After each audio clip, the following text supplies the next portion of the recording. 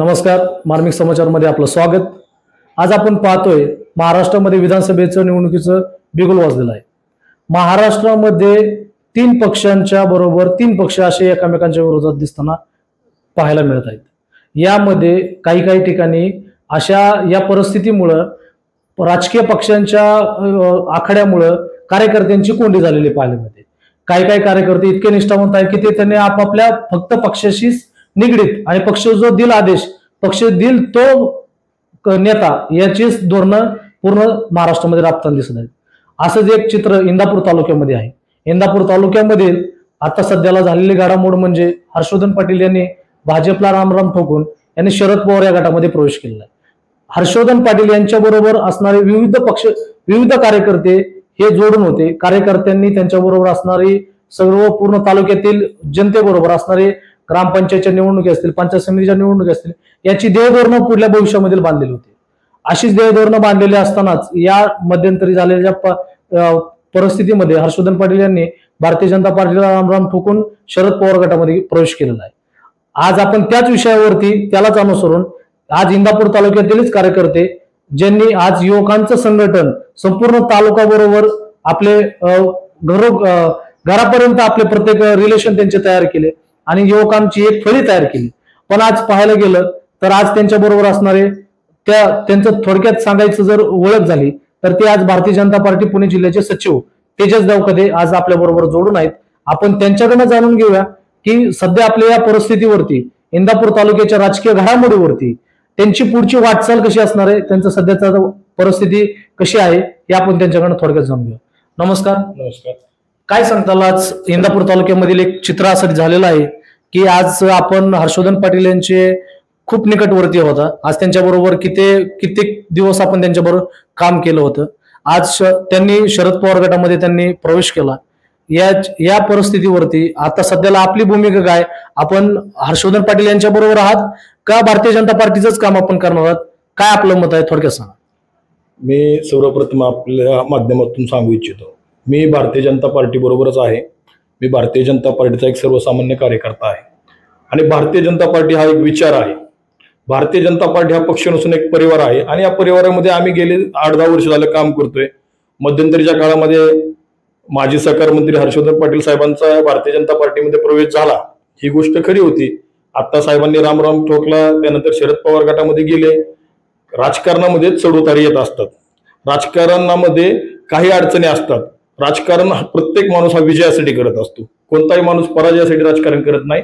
आणि आता महायुतीमध्ये अजित पवार आमच्या बरोबर आल्यामुळं त्यांच्या काही अडचणी निर्माण झाल्या असतील, महायुतीच्या विधानसभेच्या जागेवर काही अडचणी निर्माण झाल्या, त्यामुळे त्यांनी तो निर्णय घेतला आणि त्यांनी शरद पवार गटात जाणं पसंत केलं। परंतु माझ्यासारख्या सर्वसामान्य कार्यकर्त्याला असं वाटतं की आपण कुठल्या तरी एका विचाराबरोबर राहिलं पाहिजे। प्रत्येक वेळी पक्ष बदलणे, प्रत्येक वेळी नेतृत्व बदलणे हे माझ्यासारख्या सर्वसामान्य कार्यकर्त्याला आणि भारतीय जनता पार्टीमध्ये प्रेरित झालेल्या कार्यकर्त्याला न मान्य होणार होतं। त्यामुळे मी भारतीय जनता पार्टीमध्ये राहण्याचा निर्णय घेतलाय। याच्यामुळं आपल्या भविष्यामधील आता सध्या आपलं जर भारतीय जनता पार्टी बरोबरच असणार जे नाते जे आता तुम्ही भारतीय जनता पार्टीचं जे काम करताय त्याचबरोबर आपल्या बरोबर जे बाकीचे युवकांची फळी ते बी आपल्या बरोबर जायचे संपूर्ण तालुक्यात आपली भारतीय जनता पार्टी म्हणजेच महायुतीचंच काम करणार आहे। 100% इंदापूर तालुक्यामध्ये मी यापूर्वी भारतीय जनता पार्टी युवा मोर्चाचा इंदापूर तालुका अध्यक्ष म्हणून मी काम पाहिलं आहे। हे काम पाहत असताना इंदापूर तालुक्यामध्ये विविध गावांमध्ये जाऊन मी युवकांच्या जोडणी केली आहे। या सर्व युवकांबरोबर माझी बैठक झाली, मी सर्व युवकांबरोबर विचार झाला आणि सर्वांनी सांगितलं की आपल्याला भारतीय जनता पार्टी बरोबरच राहायचं आहे। देशामध्ये देश प्रगतीपथाकडे चाललेला आहे। आदरणीय देशाचे लाडके पंतप्रधान नरेंद्र मोदी साहेब यांच्या नेतृत्वामध्ये देश एक महासत्ता बनवू पाहत आहे आणि ही महासत्ता बनत असताना आपणही भारतीय जनता पार्टी बरोबर राहिलं पाहिजे, आपण आदरणीय नरेंद्र मोदी साहेबांबरोबर राहिलं पाहिजे। हा विचार तरुण युवकांना प्रेरित करणारा होता आणि या सर्व युवकांच्या प्रेरित विचाराचा आम्ही सगळ्यांनी आदर केला आणि आम्ही सर्वजण मिळून भारतीय जनता पार्टी इंदापूर तालुक्यामध्ये वाढवण्यासाठी इथून पुढे प्रयत्न करणार आहोत। आणि राहिला विषय महायुतीचा, तर अजूनपर्यंत इंदापूर तालुक्यामध्ये महायुतीची जागा कोणाला डिक्लेअर झालेली नाहीये।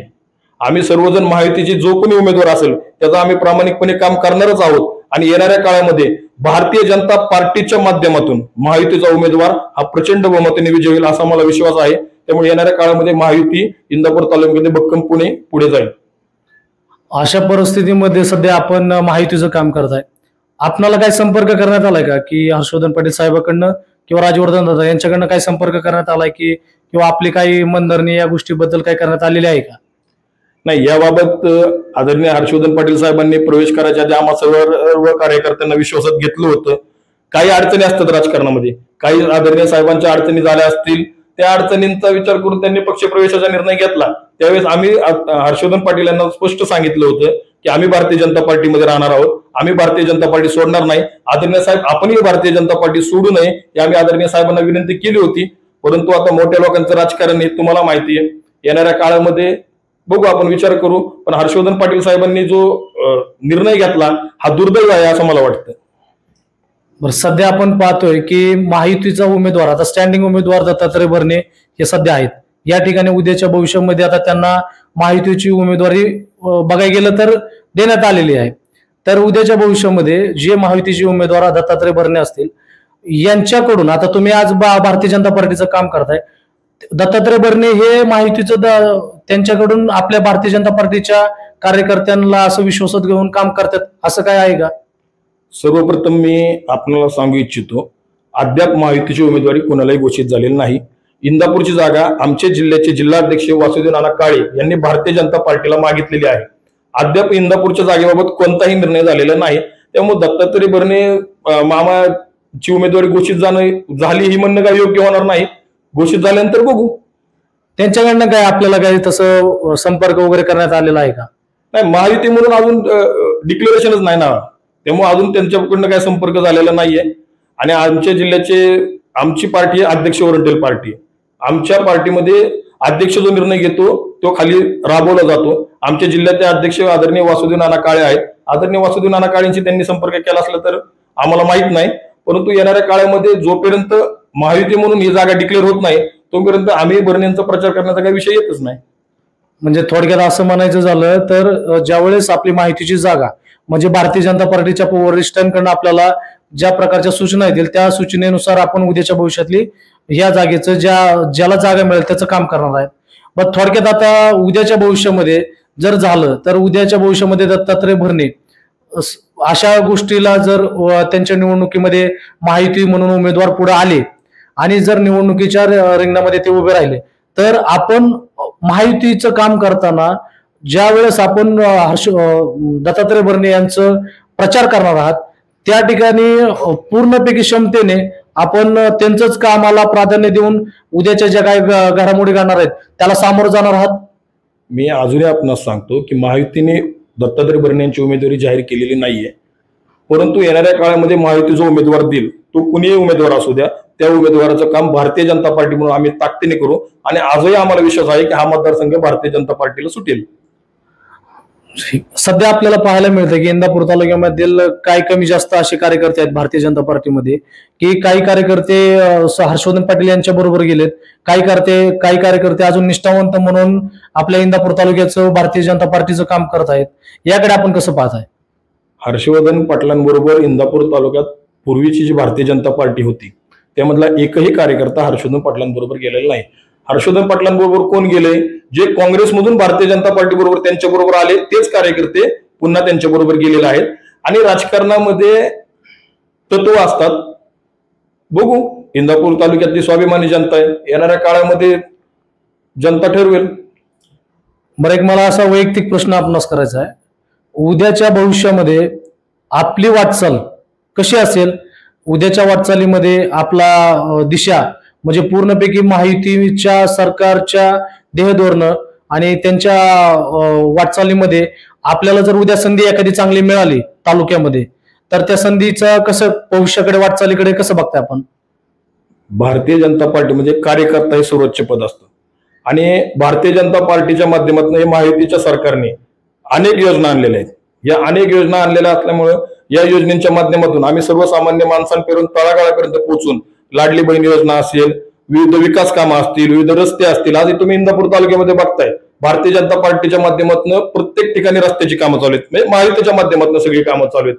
त्यामुळे येणाऱ्या काळामध्ये महायुती असेल, भारतीय जनता पार्टी असेल, हे घरोघरी आणि प्रत्येक तळागाळात पोहोचण्याचं काम आम्ही प्रामाणिकपणे करणार आहोत. येणाऱ्या काळामध्ये या इंदापूर तालुक्यामध्ये भारतीय जनता पार्टी पूर्ण ताकदीने एक नंबरचा पक्ष झाल्याशिवाय राहणार नाही, हा मला ठाम विश्वास आहे.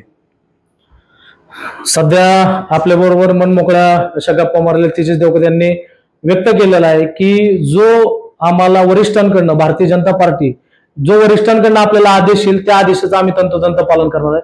भारतीय जनता पार्टीचे जे ध्येय धोरण आहेत ते आम्ही तळागाळापर्यंत पोहोचण्याचं काम करणार आहे. दत्तात्रय भरणे यांचं अजून देखील त्यांच्या म्हणण्याप्रमाणे माहितीकडनं उमेदवारी पूर्ण फिक्स झालेली नाहीये. ज्यावेळेस फिक्स होईल त्यावेळेस आम्ही त्यांचं काम करू, ते बी एक निष्ठेने करू. हे त्यांनी आज आपल्याकडे दिलखुलास मुलाखत केली. धन्यवाद. निलेश गायकवाड, मार्मिक समाचार.